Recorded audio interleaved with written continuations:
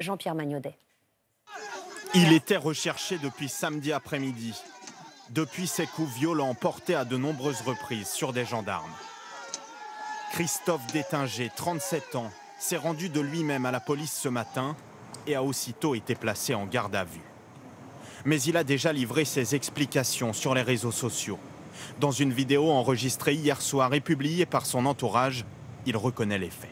Oui, j'ai voulu avancer sur les CRS, je me suis fait gazer avec mon ami, ma femme. Je me suis fait gazer et à un moment la colère est montée en moi et oui, j'ai mal réagi. Oui, j'ai mal réagi, mais je me suis défendu.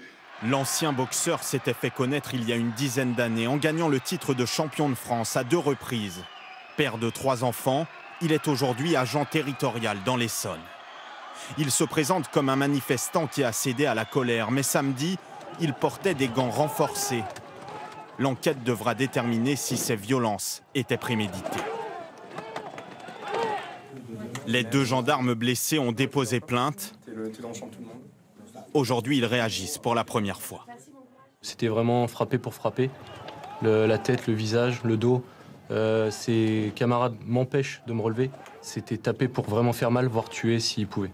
J'ai senti que c'était quelqu'un qui savait ce qu'il faisait parce que les coups, il revenait tout le temps en garde et les coups étaient vraiment bien dirigés vers mon visage. On n'a aucune agressivité vers eux. Et voilà, c'est de la violence gratuite. La garde à vue de Christophe Détinger peut durer 48 heures. L'ancien boxeur encourt jusqu'à 5 ans de prison pour violence sur personne dépositaire de l'autorité publique. Des coups du côté des Gilets jaunes et du côté des forces de l'ordre. Un commandant de police de Toulon, Didier Andrieux, a été filmé samedi frappant 2 personnes. Le préfet du Var a saisi la police des polices, l'IGPN. Le procureur de Toulon, qui estimait hier qu'il n'y avait pas matière à poursuite, a finalement ouvert une information judiciaire. Sophie Rodier, Oslem Unal et Alexandre Lépinay. Le policier qui court, c'est un des hauts responsables des forces de sécurité de Toulon. Didier Andrieux. Samedi dernier, ce commandant divisionnaire est filmé par plusieurs caméras, frappant des manifestants. Certains ont passé 48 heures en garde à vue comme l'un des hommes sur cette image. Il vient d'être mis en examen et nie toute violence à l'encontre des policiers. Il va porter plainte. Je parlais à un CRS, je lui disais ma façon de voir. Je disais, pas, votre seul remède, c'est de frapper, de mettre des coups. Il a cru que c'était à lui que je parlais. Et il est arrivé, il m'a mis un coup de poing. Version du commandant Andrieux.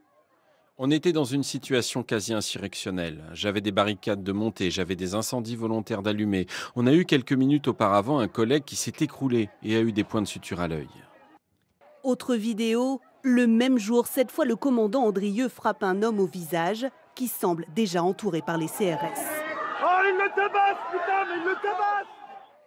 Il avait un tesson de bouteille cassé dans la main. Je suis face à un individu que je sais dangereux. Je fais usage de la force en donnant 2 coups de poing pour l'interpeller et qu'il lâche cet objet. La police des polices hier, la justice aujourd'hui ont ouvert des enquêtes. Décoré de la Légion d'honneur il y a une semaine, le commandant Didier Andrieux a déjà été sanctionné pour un fait de violence contre un policier, qui témoigne aujourd'hui. Les faits remontent à 4 ans. À la base, un différend sur une affaire. Vous voyez dans comment le visage à 30 cm du mien, il postillonnait, les poings fermés. On aurait dit un fou furieux, quoi, un fou furieux. Et alors là, boum, j'ai rien vu. Un coup de coude, par terre, le nez en sang, et puis voilà, quoi. Une blessure involontaire, se défend à l'époque le commandant Andrieux. Cela lui a valu un avertissement officiel. Face aux heurts, aux dégradations, aux attaques contre des bâtiments publics samedi dernier, le gouvernement va annoncer des mesures pour mieux réprimer les débordements. Le syndicat de policiers Alliance réclame la création d'un fichier de manifestants violents, mais il n'est pas si simple à mettre en place. Question-réponse, Mathieu Boisseau, Annelise Berthiaud, avec notre bureau de Lyon. Faut-il ficher les casseurs pour les empêcher de venir aux manifestations et de commettre des dégradations ? C'est une mesure radicale que souhaitent certains policiers. Qui seraient inscrits dans ce fichier ? Les manifestants considérés comme dangereux par les services de renseignement ou bien déjà placés en garde à vue ou condamnés.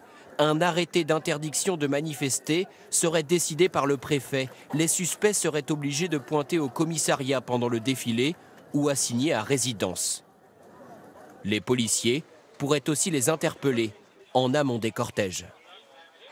Lorsqu'on fait des contrôles d'identité sur réquisition du procureur aux abords des manifestations, tout de suite, en fait, il y aurait un peu une alerte et il ressortirait de ce fichier. Et ce qui fait que nous, on pourrait procéder à des interpellations puisqu'ils auraient bravé l'arrêté d'interdiction. Quelle serait l'efficacité d'un tel fichier?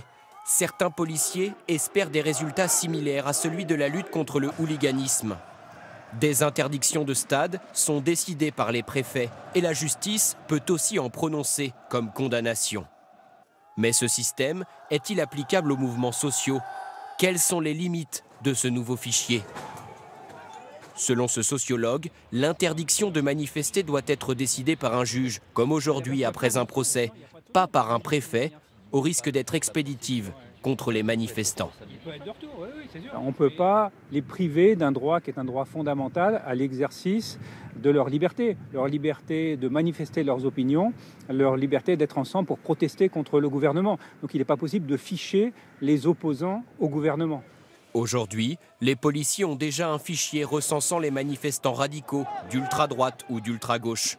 Mais il ne permet en aucun cas de leur interdire de se joindre à des cortèges.